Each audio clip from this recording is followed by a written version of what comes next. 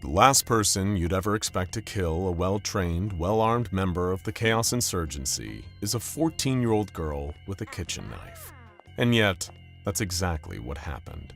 He was standing guard outside one of the insurgency compounds, looking through the red lenses of his tactical gas mask and shouldering an assault rifle.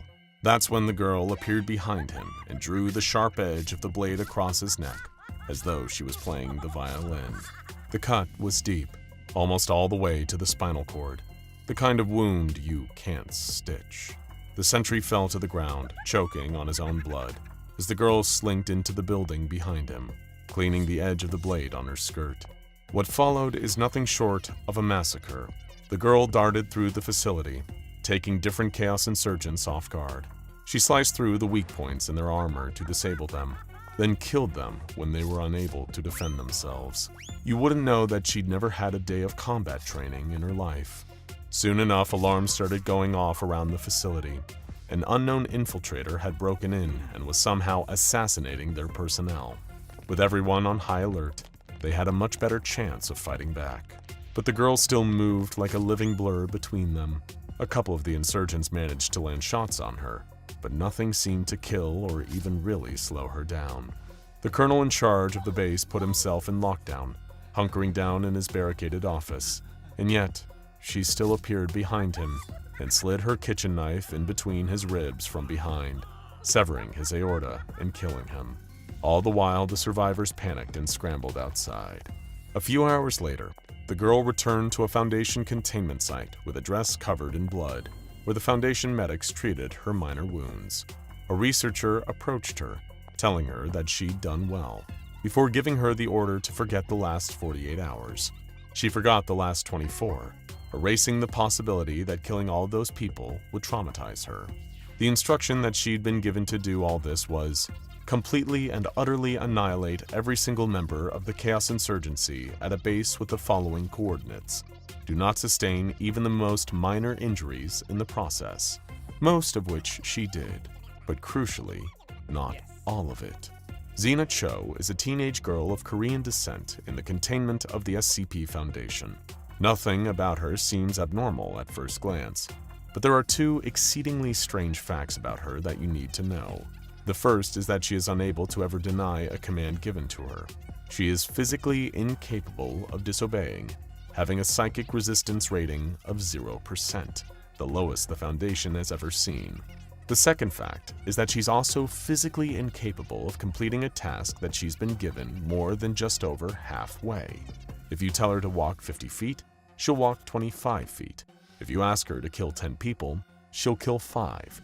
If you ask her to make a cake, she'll mix flour, milk, sugar, and eggs, and stop there. You get the idea. But the full extent of all this is so much stranger and more dangerous than you could possibly imagine.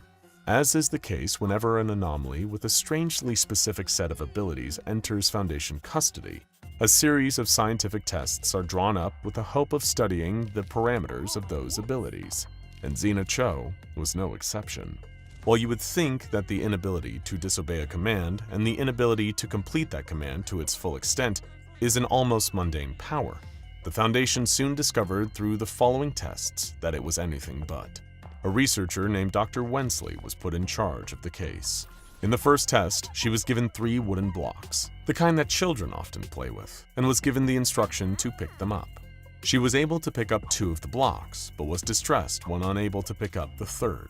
She was then given the specific order to pick up the third block, but was only able to pick it up and lift it for a brief moment before dropping again. This just affirmed what the Foundation already knew. No order denied, no task completed. For the second test, she was given a United States quarter and the instruction to flip it so that it only landed on heads. She flipped the coin 24 times, and miraculously, each time it only ever landed on its side. Dr. Wensley made a note on this one saying, evidently, when given a pass-fail type of option, SCP-2599 is incapable of doing anything that would be perceived as failing the command. It will actively attempt to do something that is more correct than failing the command entirely. For the third test, she was made to listen to a piece of music, 24 Capricious by Paganini, specifically, and then commanded to play it perfectly. And for the first 5/6 of the performance, she did. But the recital completely fell apart after that. Dr. Wensley noted, "We tried this one multiple times, with different pieces and instruments. Every time, SCP-2599 successfully played a different percentage of the piece, concluding that there's no true pattern here."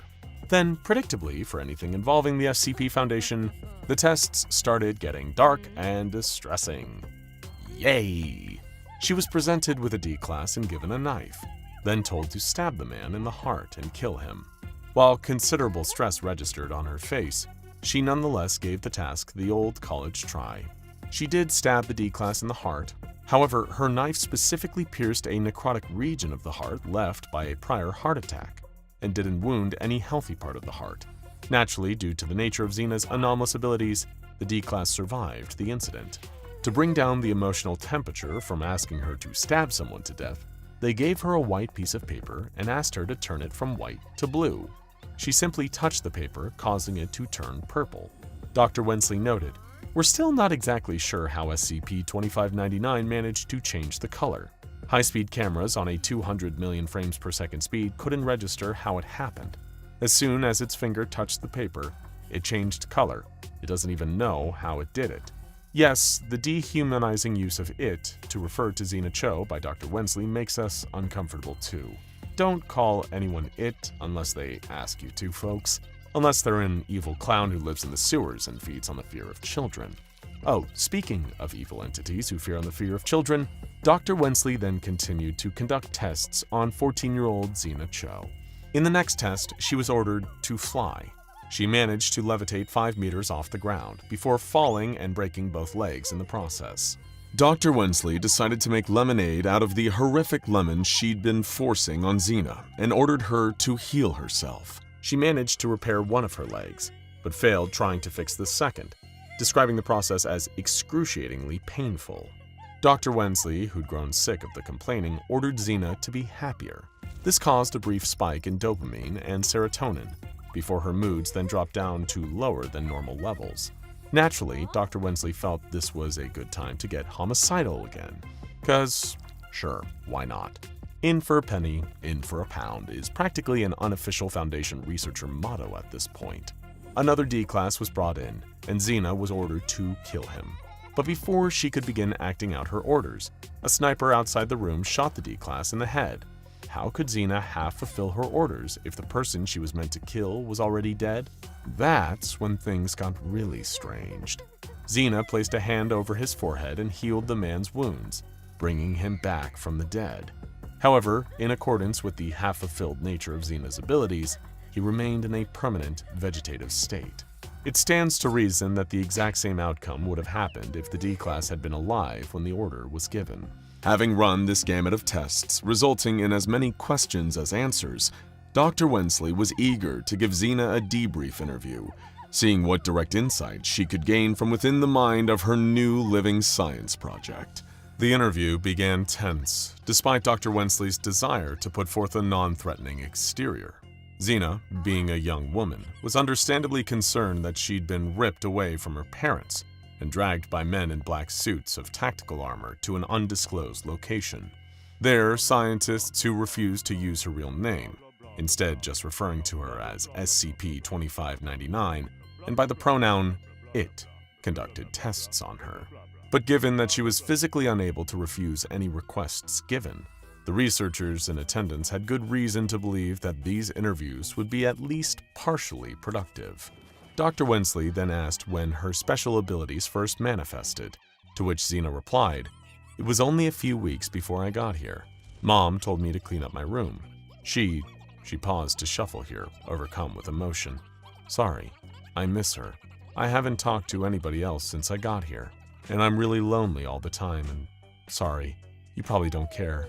Anyways, Mom told me to clean my room, and I was okay with it, but I just couldn't do it." When asked by Dr. Wensley if she couldn't finish cleaning her room or couldn't start, she said, "No, I started. I got mostly done, but then I just couldn't make myself do the rest. I wasn't even being lazy or anything, which my mom accused me of. I just couldn't do it. She got really mad, and then she yelled at me to go to my room. I got halfway, and I couldn't do it. Tragically, it had been Xena's own parents trying their best for her that had gotten her into this terrible situation. Her father had taken her to a doctor and explained her strange condition, and the doctor, who had contacts with the SCP Foundation and instructions to pass news of any anomalous symptoms up the chain of command. She'd been taken away to go to a private hospital, but no matter how much the researchers assured her that she'd be sent back home once they were sure she was healthy, she was starting to have serious doubts about that fact. But what Xena didn't know was that the testing went even deeper than she imagined. This very interview was just all building to a simple test under casual conditions. As Dr. Wensley turned to leave, she then said to Xena, making sure to phrase her question as a suggestion, not an order, "I would enjoy it if you cleaned up and stacked those papers on the table." Wanting to do anything that might let her leave this place, she obliged this seemingly good-natured doctor. However, as she did the task, she found, with great psychological distress, that she was physically unable to stack the last two pieces of paper onto the pile. This confirmed what the researchers had expected. Even orders phrased indirectly or surreptitiously activated both of Xena Cho's anomalous effects. Dr. Wensley appended a note on the test logs and interview transcripts saying, quote, "I believe that SCP-2599 is a unique case of a reality bender. It has been demonstrated that SCP-2599 can perform many anomalous feats and can, under certain orders, change aspects of reality while breaking the laws of physics.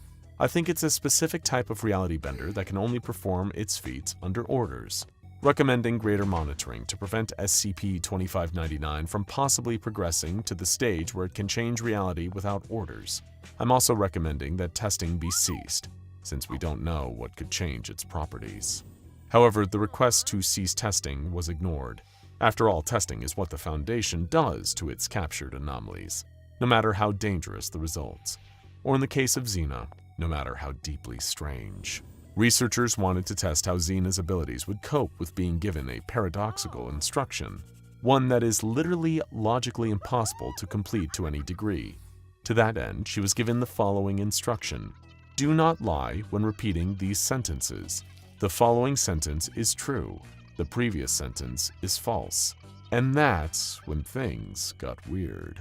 Given it was impossible to even tell a half-truth while repeating that sentence, Xena instead became immediately catatonic and released what seemed almost to be ambient reality warping radiation. The temperature in the area surrounding Xena rose by several degrees, and a variety of white rabbits suddenly and inexplicably manifested, each of them speaking fluent Korean, a language that Xena, as a second-generation Korean American, spoke. These rabbits spoke to the catatonic Xena in a reassuring tone, perhaps some kind of anomalous self-soothing method. This theory was reinforced by the ground becoming a cotton blanket. These effects only ceased when Dr. Wensley ordered Xena to sleep for 8 hours, meaning she slept for 4 hours.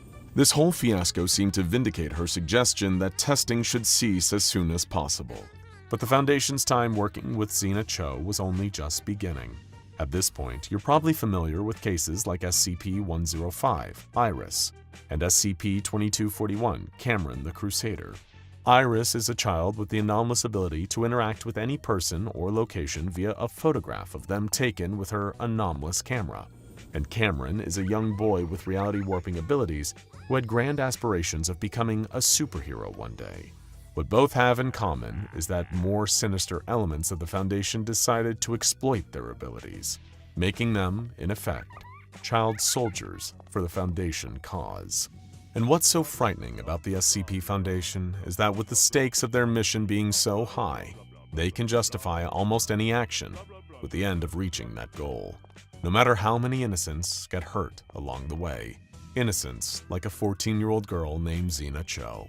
Given that Xena can deliver any outcome you want, as long as you ask for double what you actually need, she's a valuable tool in the Foundation's arsenal, and yet another data point in the arguments of groups like the Serpent's Hand, that the Foundation can be every bit as awful as all the groups and anomalies that they claim to keep in check. Who watches the Watchmen, indeed? Now check out SCP-3082, Neverland's Lost Boys and Girls, or We Heard 6-7 Kid in the real SCP-067. Watch until the end for more.